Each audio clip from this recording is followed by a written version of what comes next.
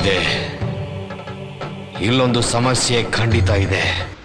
ನಮಸ್ಕಾರ ಬಾಸು, ಎಲ್ಲರೂ ಚೆನ್ನಾಗಿದ್ದೀರಾ ಅನ್ಕೋತೀನಿ. ನೀವೀಗ ನೋಡ್ತಿರೋ ಪಾಳ್ಬಿದ್ದ ಈ ಜಾಗ ಮಂಡುಶಾಲೆ ದೇವಸ್ಥಾನ. ಇದು ಸೋಮನಾಥ್ಪುರ ದೇವಸ್ಥಾನ ಪಕ್ಕದಲ್ಲೇ ಬರುತ್ತೆ. ಐತಿಹಾಸ ಪುಟದಲ್ಲಿ ಸೇರಬೇಕಾಗಿರೋ ಈ ದೇವಸ್ಥಾನ ಇಂದು ಯಾರ ಕಣ್ಣಿಗೂ ಬೀಳದಿರ ಪಾಳ್ಬಿದ್ದಿದೆ. ಹೊಯ್ಸಳ ಕಾಲದಲ್ಲಿ ಕಟ್ಟಿರುವ ಈ ದೇವಸ್ಥಾನ ನರಸಿಂಹಸ್ವಾಮಿಗೆ ಅಂಕಿತವಾಗಿದೆ. ಮೊಂಡುಕೈನ ಶಿಲ್ಪಿ ಈ ದೇವಸ್ಥಾನ ಕಟ್ಟಿರೋದ್ರಿಂದ ಮೊಂಡುಶಾಲೆ ದೇವಸ್ಥಾನ ಅಂತ ಹೆಸರು ಬಂದಿದೆ. ಆದರೆ ಗೌರ್ಮೆಂಟ್ ಅವರು ಈ ಜಾಗದ ಬಗ್ಗೆ ಗಮನ ಹರಿಸಿಲ್ಲ ಅನ್ನೋದೇ ಒಂದು ದೊಡ್ಡ ಬೇಜಾರು. ಇಲ್ಲಿಗೆ ಹೇಗೆ ಹೋಗೋದು ಅಂತ ತಿಳ್ಕೊಳ್ಳೋಣ ಬನ್ನಿ. ದೇವಸ್ಥಾನ ಮೇನ್ ಗೇಟ್ ಲೆಫ್ಟ್ ತಗೊಂಡ್ರೆ ಅದು ಊರೊಳಗಡೆ ಹೋಗುತ್ತೆ. ಹಾಗೆ ಊರನ್ನ ದಾಟಿದ್ರೆ ನಮಗೆ ಒಂದು ಮಣ್ ರೋಡ್ ಸಿಗುತ್ತೆ. ಅದೇ ಮಣ್ ರೋಡಲ್ಲಿ ಸೀದಾ ಬಂದರೆ ನಮಗೆ ಸುಂದರವಾದ ಕಾಲುವೆ ಸಿಗುತ್ತೆ. ಆ ಕಾಲುವೆನ ಬ್ರಿಡ್ಜಿಂದ ದಾಟಿ ಮುಂದೆ ಹೋದ್ರೆ ಹಚ್ಚ ಹಸಿರು ಜಮೀನಿನ ಮಧ್ಯೆ ಆ ದಿಬ್ಬದ ಮೇಲೆ 2 ನಿಮಿಷ ನಡ್ಕೊಂಡು ಹೋದ್ರೆ ಹೊಯ್ಸಳ ಕಾಲದಲ್ಲಿ ಕಟ್ಟಿರುವ ಐತಿಹಾಸಿಕ ಮಂಡುಶಾಲೆ ದೇವಸ್ಥಾನ ನಮಗೆ ಸಿಗುತ್ತೆ.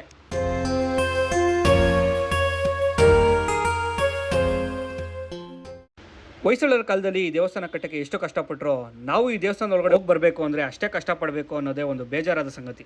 ಮಿಷಿನಿಂದ ಎಂಬ್ರಾಯ್ಡ್ರಿ ಮಾಡೋ ನಾವು ಕೆಲವೊಂದ್ಸಲ ತಪ್ಪು ಮಾಡ್ತೀವಿ. ಆ ಕಾಲದಲ್ಲಿ ಶಿಲ್ಪಿಗಳು ಬರೀ ಕೈಯಿನಲ್ಲೇ ತಮ್ಮ ಶಿಲ್ಪಕಲೆಯನ್ನು ಒಂದೊಂದು ಕಲ್ಲಿನಲ್ಲೂ ತೋರಿಸಿರೋದು ನಮ್ಮ ಹೆಮ್ಮೆ. ಇಲ್ಲಿ ಬಾವುಲಿ ಸ್ಮೆಲ್ಲು ತುಂಬಾ ಇದೆ. ಆದರೂ ಧೈರ್ಯ ಮಾಡಿಕೊಂಡು ಒಂದು ಕೈಯಲ್ಲಿ ಫೋನು, ಒಂದು ಕೈಯಲ್ಲಿ ಟಾರ್ಚ್ ಇಟ್ಕೊಂಡು ವೀಡಿಯೋ ಮಾಡೋಕ್ಕೆ ಒಳಗಡೆ ಎಂಟ್ರಿ ಕೊಟ್ಟೇ ಬಿಟ್ಟೆ. ಅಲ್ಲಿ ಉಸಿರಾಡೋಕ್ಕೆ ಆಗೋದಿಲ್ಲ.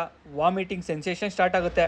ಉಸಿರಾಡದೆ ಉಸಿರನ್ನ ಗಟ್ಟಿಯಾಗಿ ಇಟ್ಕೊಂಡು ಗರ್ಭಗುಡಿ ದೇವಸ್ಥಾನ ನೋಡಲೇಬೇಕು ಅಂತ ಗರ್ಭಗುಡಿ ವಿಡಿಯೋ ಮಾಡಿ ಆಚೆ ಬಂದು ಉಸಿರಾಡಿದೆ.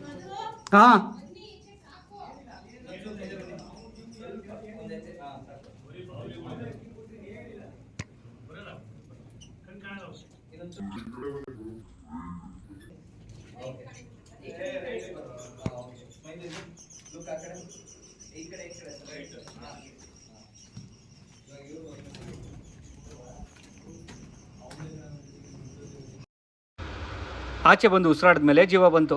ಆ ಬಾವಲಿ ಸ್ಮೆಲ್ ಇದೆಯಲ್ಲ, ಅದು ತುಂಬಾ ಡೇಂಜರು. ವಾಮಿಟಿಂಗ್ ಆಗಿಬಿಡುತ್ತೆ. ನನ್ನ ಜೊತೆ ಬಂದವರು ಯಾರು ಒಳಗಡೆ ಬಂದಿಲ್ಲ ಅಂದರು. ಸಕ್ಸಸ್ಫುಲ್ ಆಗಿ ಒಳಗಡೆ ಕ್ಯಾಪ್ಚರ್ ಮಾಡ್ಕೊಂಬಂದೆ. ಭಯ ಏನಿಲ್ಲ, ಬಾವಲಿ ಸ್ಮೆಲ್ಲು ಮತ್ತು ಅವಳು ಕೇಳಿರುತ್ತೆ ಅನ್ನೋದೊಂದು ಭಯ, ಅಷ್ಟು ಬಿಟ್ಟರೆ ಏನಿಲ್ಲ. ನೀವು ಒಳಗಡೆ ಟಾರ್ಚ್ ಇಟ್ಕೊಂಡು ಆರಾಮಾಗಿ ಹೋಗ್ಬೋದು. ಆದರೆ ಒಂದು ಮರಿಬೇಡಿ, ಮೂಗಿಗೆ ಕರ್ಚೀಫ್ ಕಟ್ಕೊಂಡು ಕವರ್ ಮಾಡ್ಕೊಂಡು ಹೋಗಿ. ಈಗ ದೇವಸ್ಥಾನ ಸುತ್ತಲೂ ಒಂದು ರೌಂಡ್ ಹಾಕೊಂಬರೋಣ ಬನ್ನಿ. ಅದೇ ಸರ್, ಈಗ ಹೇಳಿದ್ರು ಅವರು ದೊಡ್ಡವರು ಇವೆಲ್ಲ ಫಂಡ್ ಹಾಕಿ ರೆಡಿ ಮಾಡಿದ ಊರ್ನವರೆಲ್ಲ ನಾವು ಹೌದು ನಮ್ಮ ಸಂಸ್ಕೃತಿ ನಾವೇ ಕಾಪಾಡಬೇಕು ಅಂತಾರೆ. ಎಲ್ಲಿ ಸರ್ ಒಗ್ಗಟ್ಟಾಗಿಲ್ವಲ್ಲ. 2-3 ಜನ ಈ ಥರ ಮಾಡಿದ್ರೆ ಅದು ಹರ್ಡ್ಕೊಂಡು ಹೋಗುತ್ತೆ, ಹಂಗೆ ಫೇಮಸ್ ಆಗುತ್ತೆ. ಬೇಕು ಅಂದ್ರೆ ಸರ್ ಅವರು ಹೌದು ಸರ್ಕಾರಕ್ಕೆ ಮನವಿ ಕಳಿಸ್ಬೋದು. ಮನವಿ ಕಳಿಸ್ತೀವಿ ಅಂತ ಹೇಳಿದ್ರು. ಸರಿ ಮರ್ರೆ. ಸರಿ ಸರ್, ಓಕೆ.